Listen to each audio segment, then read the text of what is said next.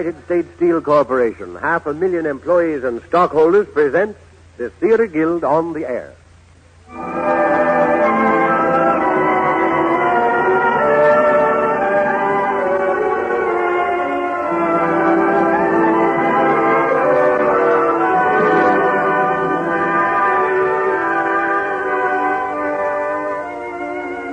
Our play tonight is Jacobowsky and the Colonel by S.N. Behrman, based on the original by Franz Werfel, starring Louis Calhern as the Colonel, Annabella as Marianne, and Oscar Kalweis as Jacobowsky. And here is Lawrence Langner, co-director with Teresa Helburn of the Theater Guild, to tell you about tonight's play. Mr. Langner. Ladies and gentlemen, our second play, Jacobowsky and the Colonel, is not a play about military strategy, as you might imagine from its title, but a romantic comedy drama with serious undertones.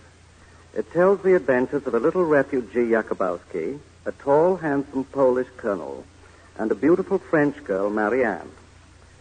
I'd like to take you behind the scenes tonight and tell you how this play came to be written. When the late Franz Werfel, author of the Song of Bernadette and co-author of Jacobowsky, was a refugee in France, he met on a train another refugee. This refugee told him some amusing and romantic experiences he'd had escaping from Paris in a second-hand car owned by Baron Rothschild and driven by a Polish colonel. Some years later, Werfel told the story at a dinner party given by Max Reinhardt in Hollywood.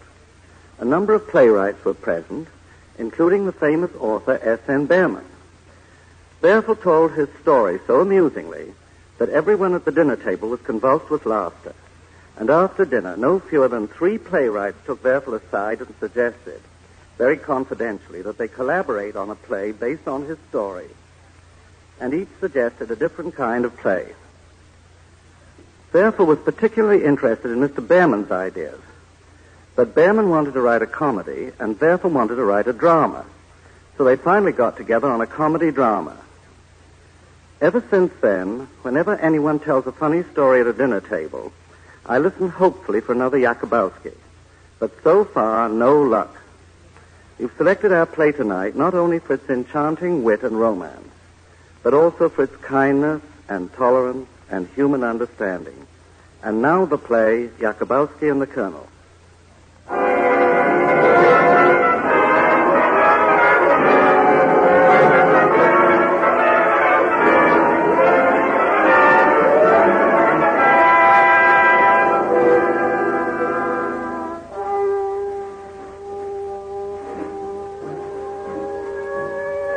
This is Paris, on the evening of June 13th, 1940. There has been an air raid alert, and the guests of one of the small hotels have gathered down in the basement in the laundry where Madame Bouffier, the proprietress, is trying to make everyone believe that he's safe and secure. Quiet! Quiet! Sit down, everyone. Now, are we all comfortable? Madame Bouffier, why should the Germans kill me? I am an old woman. Help me. Madame, help no more me. of that. If Monsieur Jacobowsky were here, he would make you see you are foolish. Oh, I wonder where he is. Does it matter? Certainly it matters. Monsieur Jacobowsky would tell you the sensible thing is to be sensible. Now, here we are. We are calm. We are quiet. We are... Monsieur, will you kindly knock before you burst into the room? Who are you? Please, quick, I'm a stranger, and I'm looking for Polish Colonel Sherbinski. I must see him at once. Colonel Jabinski is upstairs in his room, asleep. Asleep in an air raid? Your colonel refuses to take air raids seriously. And that other Pole, his orderly, he also sleeps. Look, there on the table. Where? Oh, Sabunievich. Wake up. Where's your room, Mr. Colonel?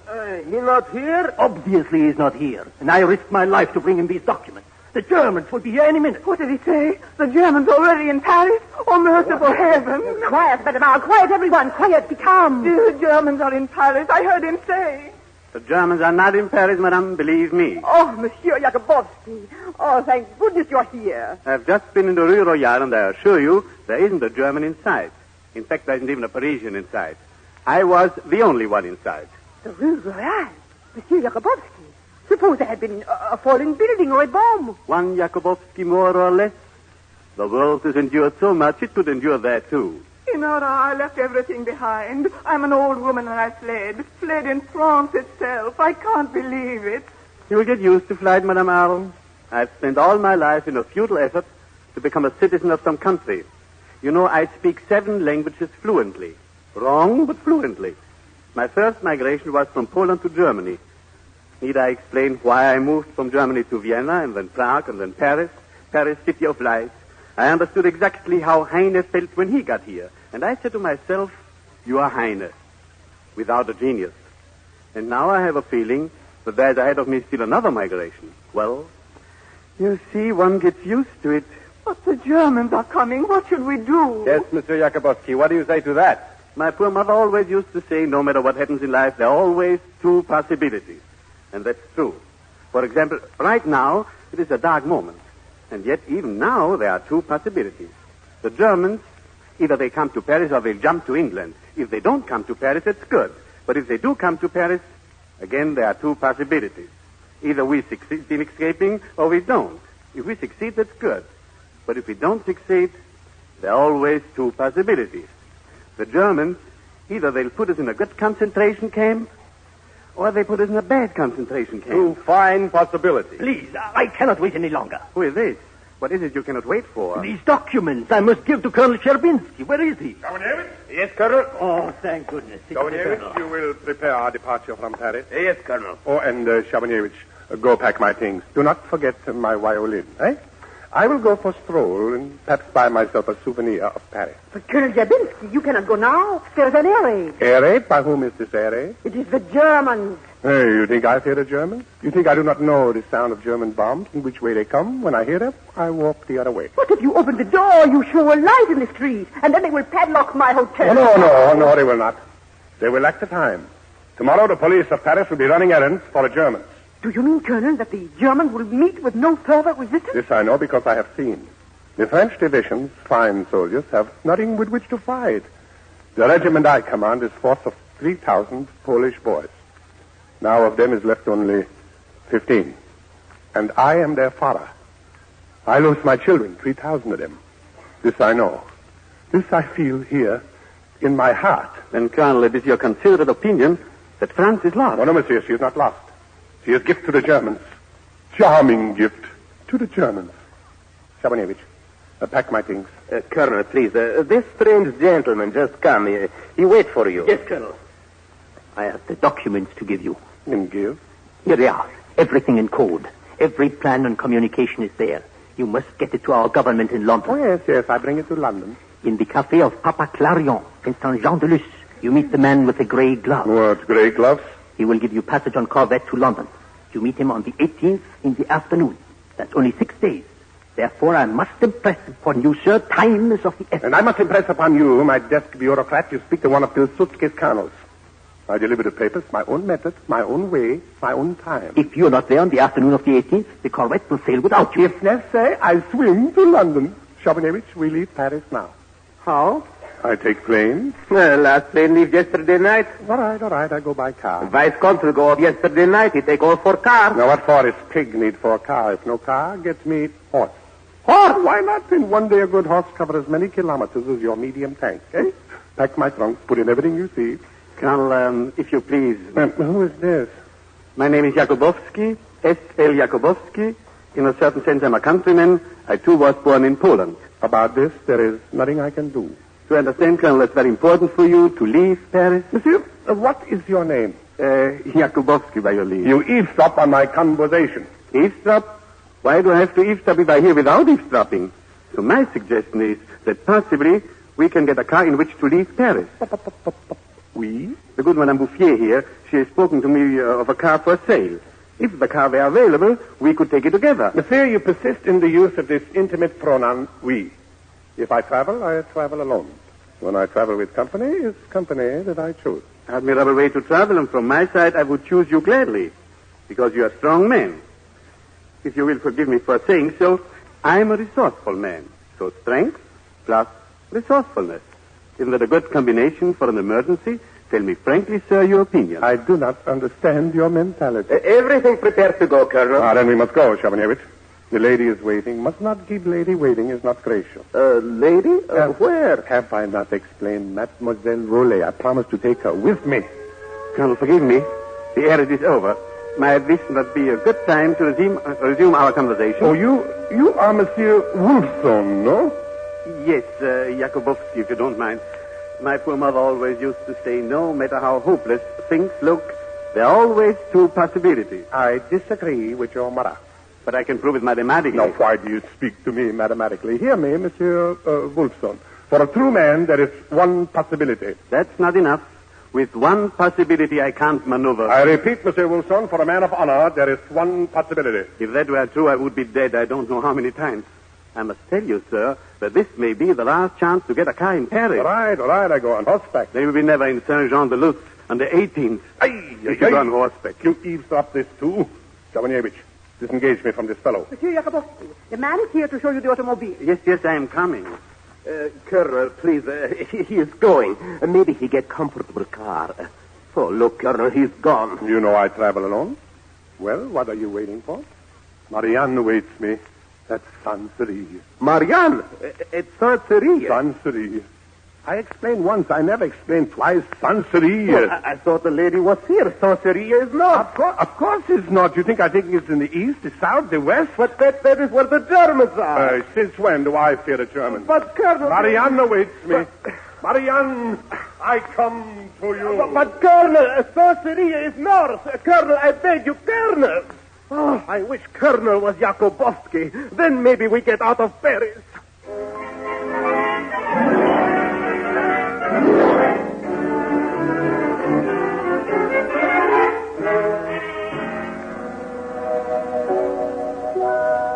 Now, monsieur, what is the name?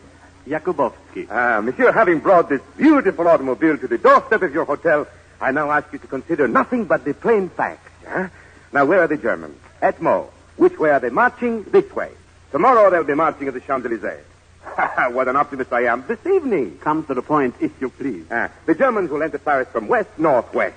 Whereas here, before you, stands one of the most faithful autos in France, ready to drive you west, southwest. Come to the point, if you please. In this car, monsieur, you will travel like a king. I don't want to be so conspicuous. Come to the point. What do you want? I've been listening to your talk for 20 minutes. Your wife and your children are as familiar to me by now as my own face. I know what you want to eat, to drink, what newspaper you read, but what do you want for the car? Monsieur, this superb vehicle will cost you a mere flea bite. 40,000 francs. Thank you very much for your trouble. Goodbye. Monsieur, please. I await your counter proposals. Did I say 40? I meant only 30. I want to buy this car. You want to sell it. Fact? Fact. You told me the Germans will be here any minute. You have to sell this car or the Germans will dump it in the river. Fact? Fact. And look at the tires. And under the hood. Oh, my goodness. What's going on in there? Black and greasy, a regular Dante's Inferno in there. Monsieur, that motor works like my own heart. How do I know you haven't got a heart condition? So all in all, this venerable monument isn't worth 10,000 francs. Monsieur. Attention, monsieur. The final price is 15,000. Monsieur, for the sake of my children. For the sake of your children, 16,000. You are overreaching an old soldier of Verdun. For the sake of Verdun, 17,000. Here, take it. I take it. Here's the ownership license and the ignition key. Ignition key? What do you do with the ignition key? Monsieur, in the lock, you... No, not in the door lock, no. Monsieur, you don't know what to do with the ignition key? Now it occurs to me that I don't know how to drive a car. At home, I always had a driver. Well, good luck, monsieur. I must go. Jacobowsky, why do you say there's no car left in Paris? Here is car? Yes, Colonel. Here she stands. Colonel, maybe I can negotiate. Why negotiate? You're welcome to it. Are you by any chance, Colonel, an automobilist? I am cavalryist. But modern cavalry is motorized. In Poland, no. Since we are now away from the advantages of Poland, can you drive an automobile? If road is correct and straight, I can drive. Curve, I do not care to see.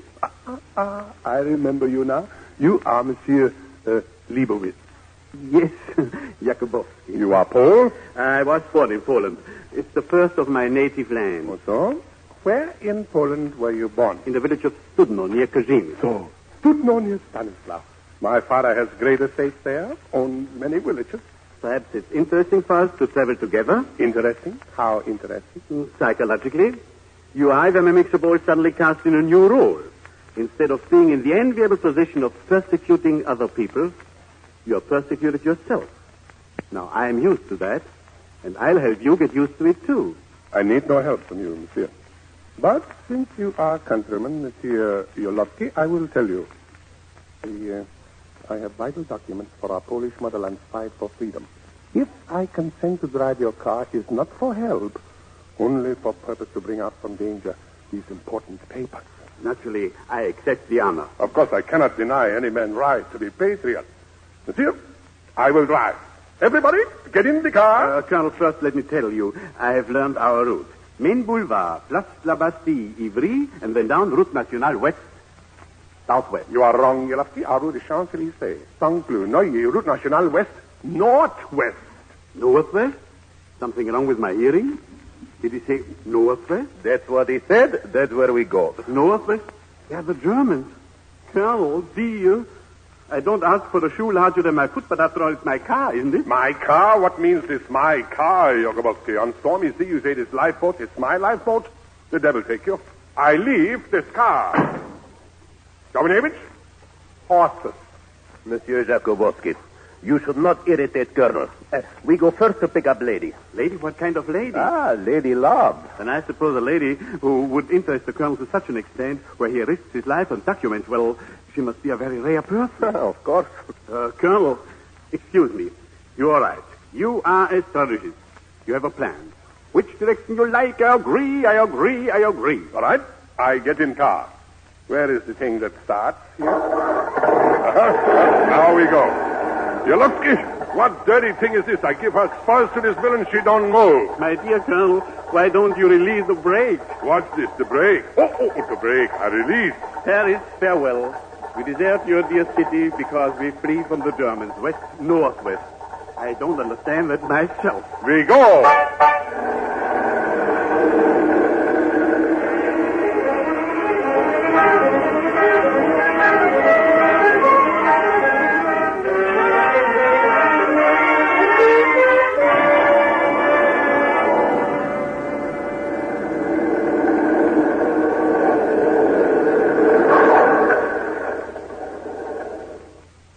Arrive. Yes, but where? At Sanseria.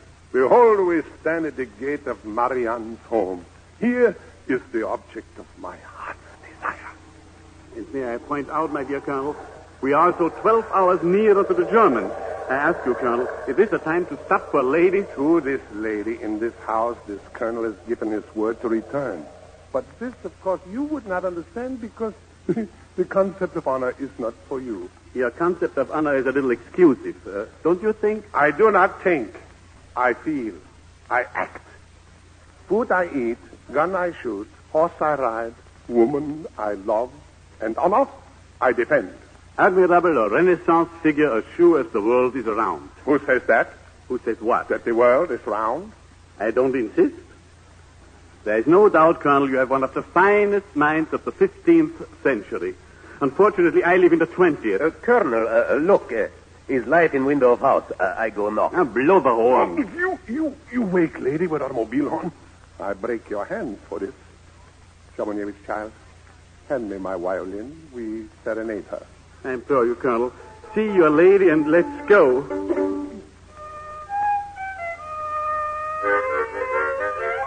You picked this moment for a recital? You too, Jacobowsky, a mouth organ, a regular orchestra. Is this real? The earth is crimson, Poland lies flame, and this last of her dead stands here fiddling in the moonlight. It's a grotesque dream, my dream. Silence, if you please. Tadeusz! Marianne, I am returned. I'm here, Tadeusz. My arms wait to receive you. Jacobowsky, stop this unsuitable music. Marianne, I speak quick. We must go. Go? Yes, to Bordeaux, to London. Then it's true. France is defeated. For the moment. Everybody said it. And now you say it. Then it must be true. France is... Oh, who is that? Oh, no, not to be frightened, my life. It's only S.L. Jacobowsky. The modest owner of this car, mademoiselle, which bears us all to safety. Marianne, please to go and pack. No, Tadeusz, my love. I cannot leave. I've never left France. I never shall. But I demand.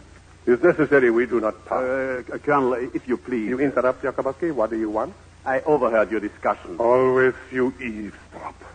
The Colonel, my dear lady, is a peculiar man. When he shouts to me and I answer, he says, I eavesdrop. But, madame, if I may make so bold, right now, the shortest distance between this gate and that house behind that gate is Bordeaux, London, and back. And please remember, madame, to come back here, the Colonel risks his life. Thaddeus. And what's more, he risks mine. Did we do that for nothing? You mean, Monsieur Jacobowski, you are returning to fight for France again? Not I, he. No, he is no soldier, Marianne. I fight in my own way. Here I'm a superfluous man. But even a superfluous man wants to go on being superfluous. Please, madame, hurry, join us. This Jacobowski is very funny. Oh, he is traveling acquaintance merely. But amusing and sympathetic. Oh, Thaddeus, I will have to pack my things. And I will help. Jacobowski, get gasoline. You see, my Lord Jacobowski is a very obliging person. Car, hotel rooms, gasoline, what you will, Jacobowski provides. If he gets gasoline, that's wonderful help. Monsieur Jacobowski, good luck. Jacobowski, fill up the tank. Fill up the tank. Easy to say. Pipeline to the sky. Good evening. Oh, I beg your pardon, officer. I didn't see you arrive. Good evening. May I see your safe conduct pass, monsieur?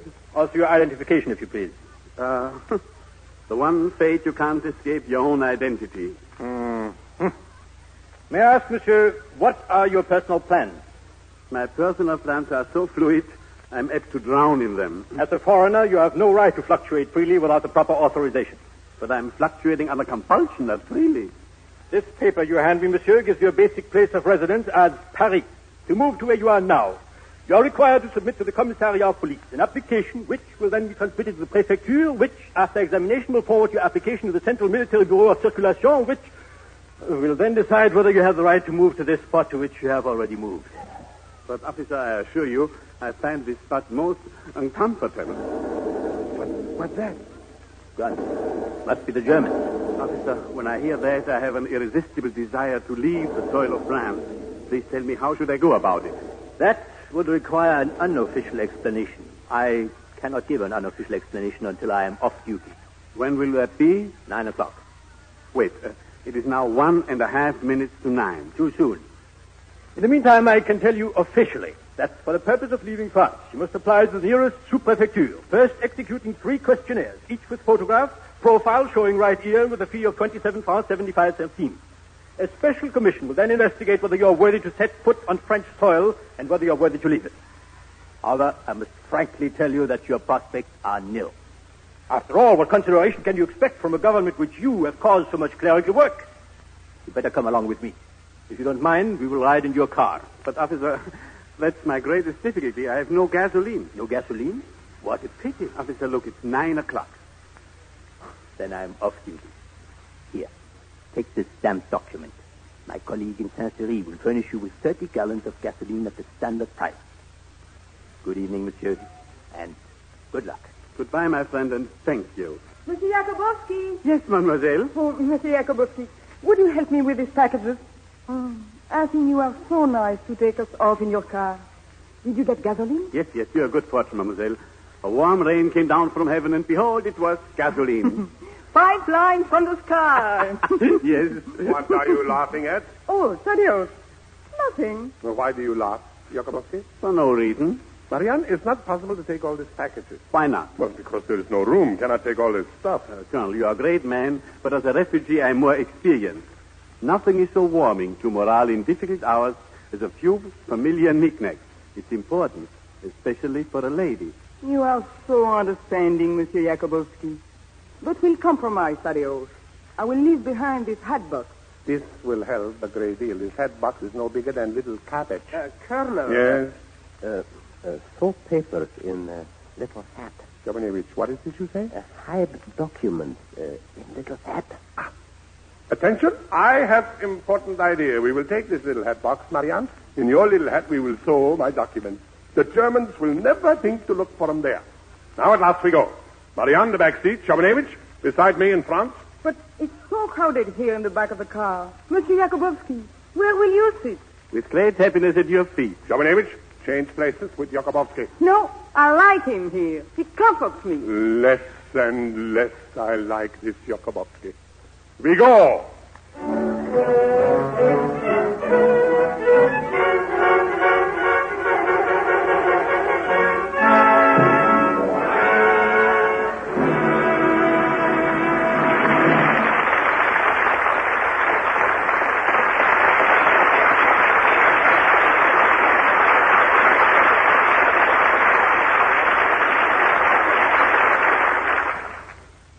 You are listening to the Theater Guild on the Air, presented by the United States Steel Corporation.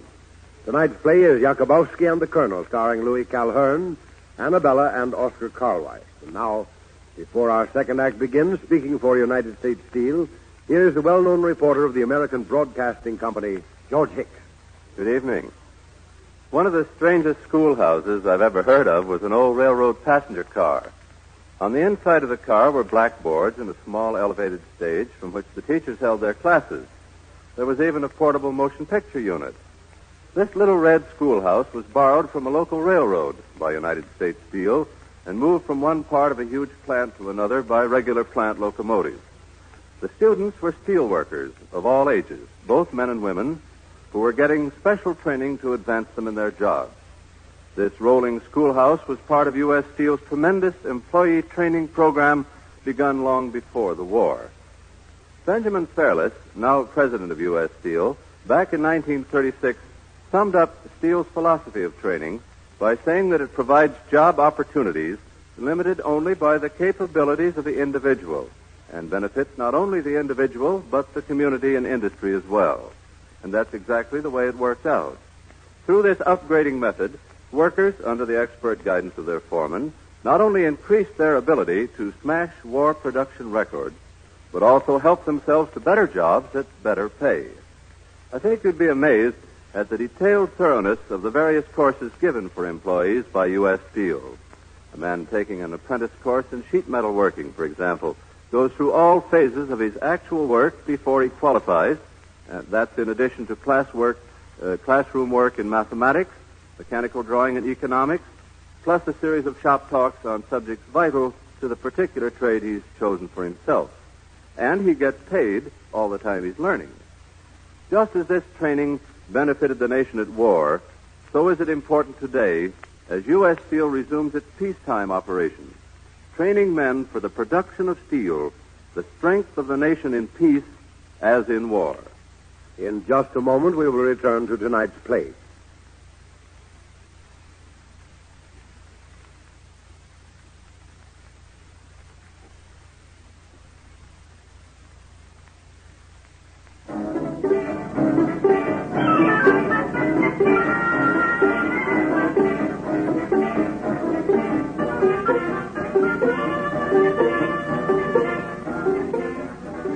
And now we continue with the second act of Jacobowsky and the Colonel, starring Louis Calhern as Colonel, Annabella as Marianne, and Oscar Carlwright as Jacobowsky. The three of them, and Sabanievich, the Colonel's orderly, are now on the highway to Saint-Jean-de-Luz, hoping to escape to England.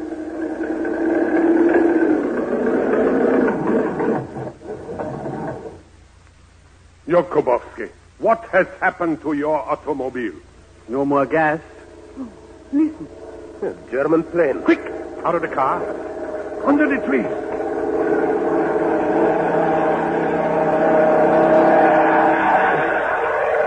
Please excuse me. I'll be back. Jacobowsky, where are you going? Colonel, you will notice that at this moment we are at least 24 hours behind schedule if we are to meet the man with the gray gloves at Saint-Jean-de-Luz. Schedules I do not bother with. To arrive is enough. I think the nearest city is Bayonne. Being a city, it may have gasoline to bring back for the car. In Bayonne, they might even have something for us to eat, too. But you'll have to walk. My dear lady, this is a time when whole nations are taking exercise. Goodbye. Good luck. Thank you. Jacobowsky, take the blanket out of the car. We rest. Colonel, I think it's better we walk also. Walk? Monsieur Jacobowsky will not come back to war Germans. He is not fool. He ran away. Possible. He left so quickly. But why should he stay here when we are out of gasoline? Why should he come back? I think he might have reason. Is it possible his reason would be You? Oh, do you think so? I am not a suspicious man, but less and less I like this Jacobowsky.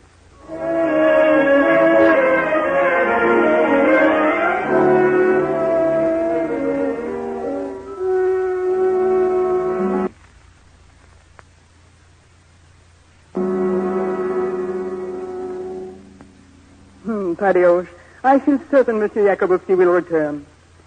Oh, it's so nice here under the trees. Why do you keep walking up and down? There. I've thrown down all your precious papers under the lining in my hat. Now, I'll put it in the hat box. And now, I'll put a patch on your poor coat. Without my uniform, I feel like not a man. But, Thaddeus, those clothes you are wearing are a disguise. Under the conditions, they're a kind of uniform, too, aren't they? This sounds like Jacobowsky. Now, all the time you talk to Jacobowsky, sometimes I come upon you, you stop talking. Suddenly you stop. Why do you stop? I suppose Monsieur Jacobowsky... I do not ask you why he stopped. I ask you why you stop. This is how I suspect. You no longer feel like me. You feel like Jacobowsky. Oh, Thaddeus. Just because you are angry, you needn't throw things. That is Monsieur Jacobowsky's raincoat. You shouldn't throw it on the ground. You throw away my heart, I throw away Jacobowsky's raincoat. How can you say things like that? He loves you, this Jacobowsky. Ridiculous. Oh, do you think so? Perhaps he does, a little bit. I find it touching. Very... Oh, obviously you do. Never did I think I would have for rival S.L. Jacobowsky. But no way out. If he returns, we fight. Thaddeus, have you no other way of coping with the situation than to fight? For man of honor, there is no other way. You should be grateful to Monsieur Jacobowsky. If he comes back, I will show my gratitude by allowing him to engage me on the field of honor. The field of honor. It's quite true. You are a medieval man, Thaddeus. Yes. That idea I got from Monsieur Jacobowsky. Oh, Thaddeus, why do we quarrel when we are so hungry? You should know I love you. It is only for you and with you that I would leave France for even an hour. Then I am able for anything. Mm-hmm. My melancholy vanish. Let me give you a kiss. Darling. Hello. Look, all of you, please. Some exotic meat and bread and cheese. And, Colonel, especially for you, this fine cognac. All for you. 1912. Bad year. But very well, we drink. Have you got gasoline in your pocket, too? I'm working on the problem. Try one of these hard-boiled eggs, my friend. Jacobowsky, I resent you always tell me what to do. Is that all about me you resent? No. Thaddeus, please stop this. I don't want any more nonsense about Monsieur Jacobowsky. Many women, I'm telling you, would be very lucky to get him. And especially in times like these. Very well. This so desirable gentleman, I challenge you. Challenge? Yes. To what? To duel. To fight. What for? Shabunevich, my pistols. Jacobowsky, you are afraid of me. Yes. Mayan, do you know what I heard in Bayonne? The armistice has been signed. The Germans are going to occupy most of France. Jacobowsky, why do you fear me? Thaddeus, I won't have this. You hear this, Jacobowsky? He says he's afraid of me. I tell you the truth, I am afraid of him. Thank you for the compliment. Yes, I, Shabinsky, who have fought the Nazis on the Prut, on the Vistula, on the Somme. I, who have never known fear. Now I know fear. I am afraid of you, Jacobowsky. I'm afraid of the silence you have made between Marianne and me. I'm afraid of the thoughts you have that you make her share. I'm afraid of the laughter that flies when I approach. Talk against you I cannot, but fight you I can. Fight you I must. To prove to myself I do not fear, I fight, because if I fear, I die. But to prove this to yourself, I'll probably have to die. Perhaps you will kill me. Why not? Why not? Then who will drive the car? You are too practical. Too practical. That's the trouble, Mayan. He's a 15th century man, but unfortunately I live in the 20th. 20th century? I do not lie. I don't like it either. What can I do about 20th century has no poetry, no heroism, no honor. 20th century is full up with fleas and disinfectants and fleas. Everything is sanitary, sterilized, small rooms, Good, cheap manufacture. But where is style? Who gives elegance? These things I see no more. What is modern is small. You are small men, Jacobowsky. By fighting you, I give you stature. What the Nazis take away from you, I give you back. Honor. And what if I kill you? Why not? In my veins flows the blood of great fighters, David, Saul. And the truth is, yes, to the truth, you are right, Colonel. I do love her. I'm happy to say the word for once. I'm happy to hear the word for once.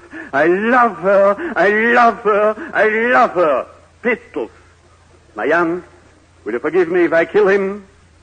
I still couldn't drive a car. Before we begin, Colonel, Jacobowsky is your second. Who is mine? I am. Then I must survive. But first, one technicality, one little technicality. What is this technicality? In my knowledge of dueling, gained mainly from reading novels by Schnitzler, I have the impression that the man who is challenged, the challengee, has a choice of weapons, correct? Correct. Then I don't like this gun. It doesn't suit me. He is exactly the same as mine. Let me see. This other one is much better. With this gun, I feel I could work wonders. All right. I will change. Shabanevich, pour me a glass of cognac. I won't let you fight. I'll stand between you if you fight. Your bullets will pass through me. Yes, Marianne, please stand in front of me for just a moment. Why? Oh, what are you doing? You take the bullets out of the gun? Yes. The gun you trade to the colonel? You take the bullets out of it also? Yes. Oh, what a lovely duel. Marianne, stand aside. Colonel, prepare to meet your maker. May God have mercy on your soul. 10 paces. 5 paces. All right. 5 paces. Shabanevich? Ready, gentlemen? Ready? 1, 2, 3, 4. Oh! What's the matter? Look, the Germans. They're here. Put down both guns. Don't move. We have you covered. What is this duel about? What? Well, say something. Madame, what is this little fellow pointing a pistol at the big fellow for? I'm trying to tell you, this tall gentleman, my opponent, can't speak. He has an obsession. Obsession? What kind of obsession? He believes that every man, in this instance me, has betrayed him with his wife, so insists on dueling. In the last 4 days, he has killed me 6 times. It's the only way to bring him back to the insane asylum where he escaped during a bombardment. As you can see, these guns are empty. Let me see. They are empty. Very interesting. This could only happen in France, typically French. Let me see your papers. My papers? Yes. Here. Jacobowsky, unmistakable. Former member of the German Reich, now denaturalized. I have checked the lady's papers. Everything is in order. That's fine. Now, may we leave? Not you, Jacobowsky. I'll keep your papers. My papers? Yes. But if you take his papers, in these times, how will he exist? Without my papers, Without papers, Jacobowsky, you are exactly what you are with papers. Come to see me at headquarters tomorrow. Lieutenant, over this way. Let us speak in private. I am coming. What do you think of this fellow that cannot speak? You are the Gestapo man here. That is your department. There's something about his face that's familiar to me. Well, let us take him along. Might be wiser to see where he goes. They're escaping fast. I think I'll let this fellow go, but on a leash. He will lead us to the man we want. Suit yourself. I will tell them. Madame, you will not be annoyed farther. But get this dangerous patient of yours to the nearest clinic at once. That's the trouble. Madame wants to go there, but she has no gasoline. Could you help her out with a few gallons? Of course. Sergeant, give these people a 5 gallon tin of gasoline. You see, we have strict instructions to treat the population of the enemy countries with the most polished courtesy. Here's your gasoline. Put it down. Thank you. Right about, face.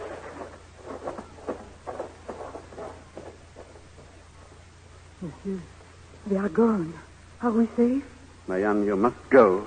And leave you? I can't leave. He took my papers. Monsieur Jacobowsky, I thank you for saving my life. I will send to Polish government in exile for decoration for you. May I take this loaf of bread instead? Certainly, monsieur. Now I'm armed for the future. Colonel, it begins to rain. It's necessary we go. Good luck, Monsieur Jacobowsky. I hate to leave you. I have a memory and I have a hope. Thank you for both. Get in the car, mademoiselle. Colonel, quick. No. I have reconsidered. Why, Colonel? Jacobowsky looks like civilian. In these rags, also I look like civilian. But I am soldier. And so is Jacobowsky. I cannot desert my men, even if he is only volunteer. Jacobowsky, you come with us. Colonel, you must remember, without papers, I would attract danger to Mademoiselle, yourself, Jabunievich, not to mention Poland itself. Poland? Ah, you are right. I had forgotten. Officer like myself cannot even have emotion. He can't even think. Get into the car, please. Close door. Start motor, Colonel. Release brake. Monsieur Jacobowsky, please take care of yourself. Put on your raincoat. It's over there, on the ground. I will. Goodbye. Goodbye. Goodbye. Strange, appropriate. Where's my coat? There's something under it. The hat box. The hat. That Schlemiel has forgotten his papers.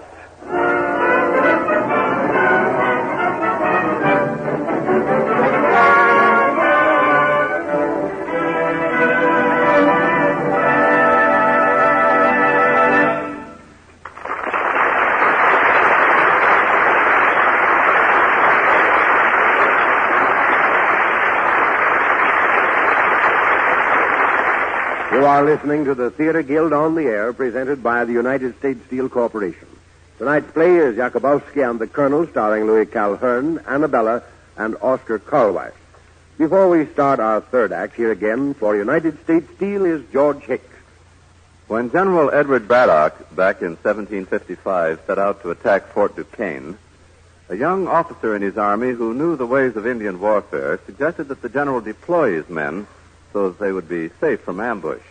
The young officer was George Washington. But in spite of this advice, General Braddock marched his men in typical close formation. And as the British Army approached the site where Pittsburgh now stands, the Indians attacked from ambush. A stunning defeat was inflicted, and Braddock was mortally wounded. On the site of this massacre at Braddock, Pennsylvania, a little over 100 years later, another great pioneer, Andrew Carnegie, started his first steel works. Carnegie foresaw the importance of rail transportation in our young country. He had seen iron rails wear out in 6 weeks, and he knew that steel rails lasted longer and cost less. So ground was broken on this old battlefield for the Edgar Thomson Works. The Edgar Thomson Works is today known as the mother steel plant among 16 major plants now operated by Carnegie Illinois Steel Corporation, one of the subsidiaries of United States Steel. The manufacturing operations of Carnegie Illinois Steel Corporation center in 2 major areas, the Chicago-Gary and the Pittsburgh-Youngstown districts, in each of which Carnegie Illinois and its 100,000 employees are proud to play an important part in the community life. 2 mills in the Chicago district and 1 in the Pittsburgh district are among the world's largest steel mills. During World War II, Carnegie Illinois alone produced as much steel as all of Germany. Carnegie Illinois produces steel for our country's new buildings, for railroads and other forms of transportation, for automobiles and farm implements, refrigerators, stoves, washing machines, and many other household appliances. Also tin plate in which to pack the nation's food, and alloy and stainless steel for a wide variety of specialized uses in the home and industry. Carnegie Illinois, an important member of the United States Steel family, is producing the steel which will help to provide the better things we've all been waiting for. And now for the third act of Jacobowsky and the Colonel, starring Louis Calhern as the Colonel, Annabella as Marianne, and Oscar Karlweis as Jacobowsky.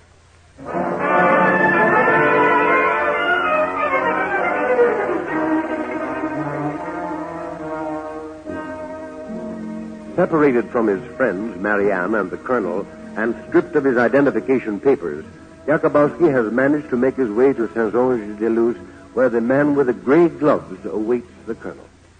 Bartender, cognac. Excuse me. Are you speaking to me? My name is Jacobowsky. I've just arrived in Saint-Jean-de-Luz, and I came to this cafe because I was told it was the place to go. Well? I don't often tell my experiences to strangers, but I have had a very interesting adventure. I've been traveling with a Polish officer. Is that interesting? As I was saying, our journey was interrupted, but I don't understand why the colonel is still not here. Don't you think some effort should be made to find out what happened? Why do you ask me? Because I noticed you are wearing gray gloves. Be careful. Look, outside Gestapo. Excuse me, I'm going in there. Here they come. Everyone stand still. All right, sir. You wish to speak to this scum? This is an interesting place. I don't see the people who were escaping in the automobile. Look in the men's washroom. Yes, sir. Nobody is in there, sir. We'll come back some other time. Let last. All right, everyone. They're gone. Bartender, Yeah, what will you have? where's that anxious little man that was here a moment ago? Didn't you notice? He went into the washroom. Pierre, call out the little man. Yes, sir. No, not in the men's room. He went into the ladies' room. All right, sir. You can't come out now. You were lucky. Not lucky, scientific. I have learned that males, even policemen, have a reluctance to investigate a place reserved for ladies. Now, about this colonel of yours, I'm afraid I can't wait. If he comes, will you give him a message? Yes. The Germans are watching the waterfront. We've had to change our plans. The Corvette will pick him up at the mole at Hendaye, 5 miles south of here. Goodbye. 1 second, please. On this Corvette, will there be possibly a place for me? I'm sorry, out of the question. That's a man of few words. Everyone's gone home. Those Bosch always frighten away my customers. Good night, monsieur. I'm going to lock up. No. Don't do that. Then my friend couldn't get in. What friend? Shh, quiet. They're here again. Gestapo. Excuse me. I'll be in the ladies' room. I'll go with you. It's all right, Colonel. Come in. Nobody here. The man with the gray gloves, he is not here also? Hey, I miss him. Too late. Always too late. Courage, Thaddeus. Maybe he'll come later. First, I leave behind the papers. Oh, the papers were in my hat box. It's my fault as well as you. And Jacobowsky. Where is Jacobowsky? Probably borrow from Germans passage money to America. If Jacobowsky were here, what would he tell us to do now? Hey, always two possibilities, these Germans. Either they find the papers or they do not find the papers. Right. If they do not find the papers, that's good. If they do find the papers... Yes, Thaddeus? If they do find the papers... Yes, Colonel? No, that's terrible. You don't talk quite like Monsieur Jacobowsky. Not quite. No, but I lived like Jacobowsky. Hunted. Only he knows what to do, and I do not. When I don't know what to do, I fix my makeup. I'm going to the ladies' room and put on some lipstick. Excuse me. Oh, Monsieur Jacobowsky. And Thaddeus, look what he has in his hand. My handbook. Here, Colonel, please take these papers. They gave me heart palpitations. Oh, Monsieur Jacobowsky, we have missed you so. Haven't we, Thaddeus? Well, yes and no. I have a message for you, Colonel, from the Messiah in the gray glove. Yes?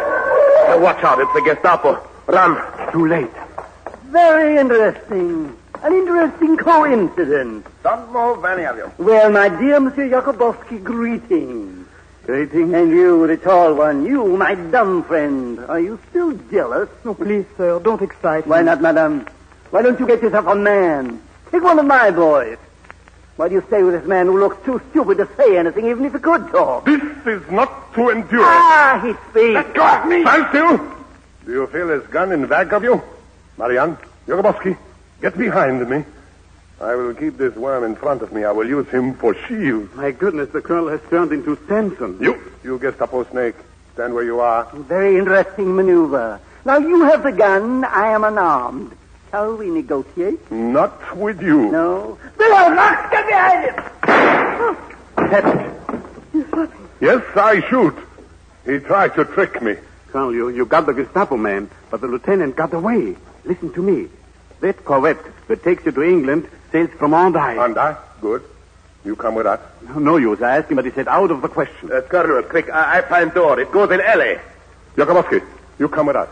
From now on, you are taking orders from me.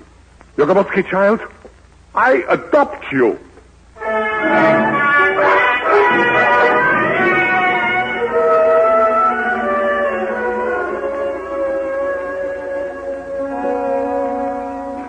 Marianne?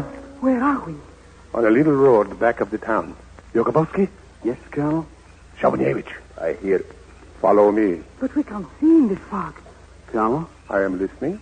Can you see? I feel. Can you smell? Smell? Please turn around. The opposite way. Do you notice that way? The breeze comes from the ocean. You can smell it? I have changed my plan. Now we go in the opposite way. We go by smell. Jacobowsky, Yes, Colonel. stay close. I do not want you to get lost.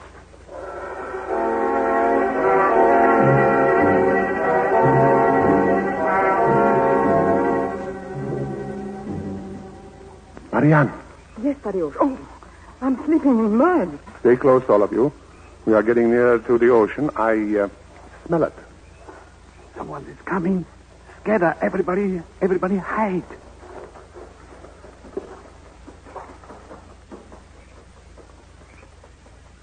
Marianne. Jacobowsky. Shabunjevich. You do not hear me? I am here in ditch. In mud. I, Tadeusz Bolesław Szczepiński, am in the ditch.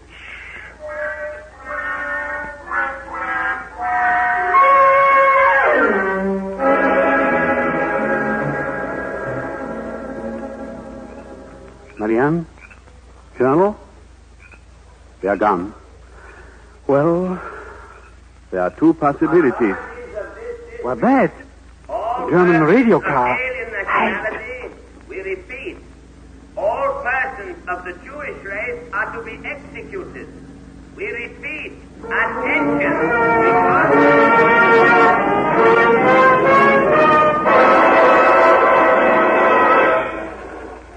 Madame, Yes, Avunievich.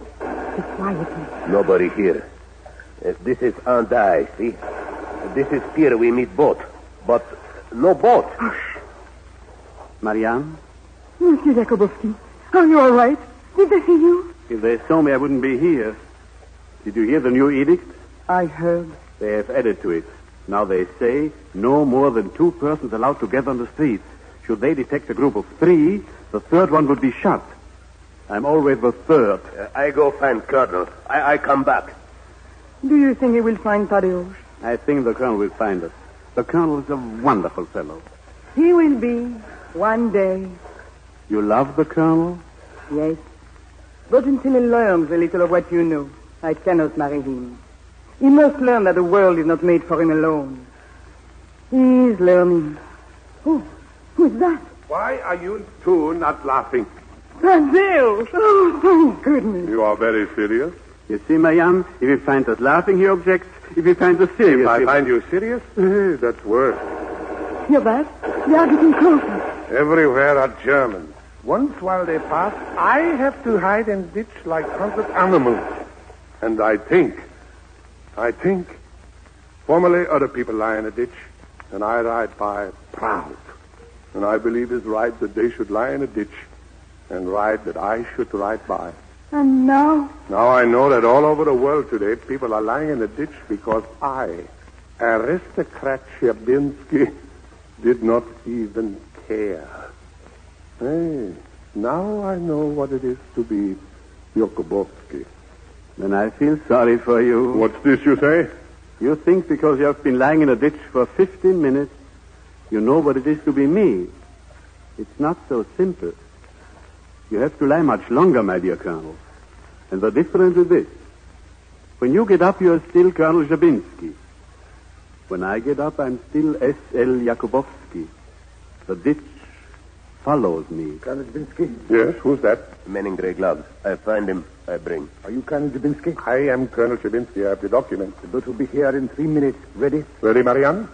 Jacobowsky, ready? Ready? I made an appointment with one colonel, not with 4. This isn't a cook's tour. I don't go. What about this lady? My wife. It's very difficult. The boat is full. You hear that? Without my wife, I don't go. Well, very well for her. I'll stretch a point 2 places. 3 places? I said 2. This Monsieur Jacobowsky, he goes with us. He can't go. Listen to me. This Jacobowsky is a soldier, like me.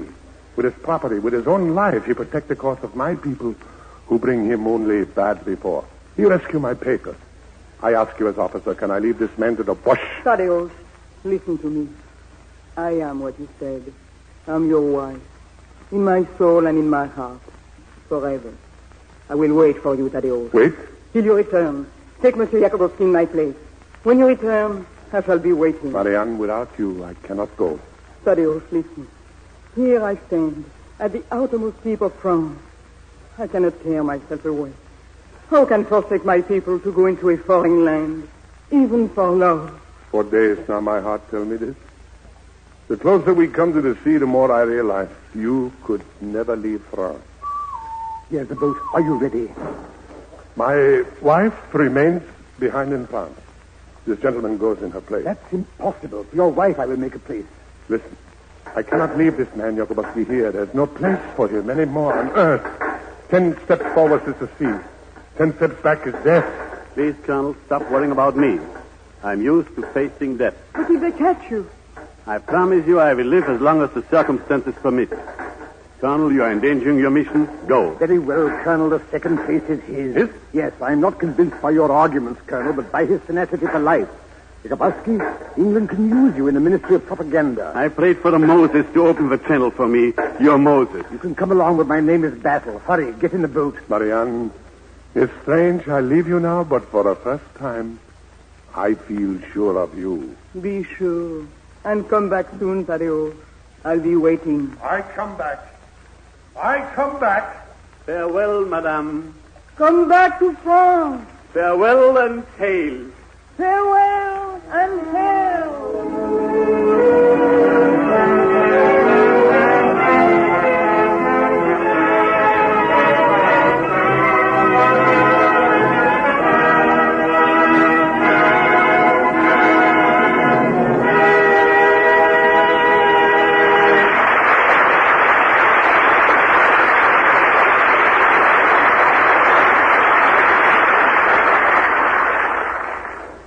Ladies and gentlemen, this is Lawrence Langner again for the Theatre Guild to say thank you, Louis Calhern, Annabella, Oscar Carlwise, and the cast of Jacobowsky and the Colonel. Our play John Ferguson, which is on our program for next week, is very important in the Guild's history. In fact, without it, there would have been no Theatre Guild. We were down to our last penny when we put it on, and it was our first real success. It was written by my old friend St. John Irvine, who first introduced me to Bernard Shaw in London. Irvine said to me at the time, "Bernard Shaw's a strange man, Lawrence, but very kind. Just look at this postcard he wrote me when he learned I'd lost a leg in the war." Shaw's postcard read, "Sorry to hear about your leg, but every tree is better for a little pruning." Is this an example of his kindness, I asked. "Why, certainly," said Irvine. "Shaw doesn't believe in coddling people. I found it much more encouraging than a lot of sentimental sympathy." Well, Irvine wrote many fine plays after that, but his finest was John Ferguson, which we shall present over the air next week with Martha Scott, Whitford Kane, Carl Swenson, and Edmund Giroux. The United States Steel Corporation hopes that you will be with us next week at the same time when we will bring you the Theatre Guild's first great success, John Ferguson.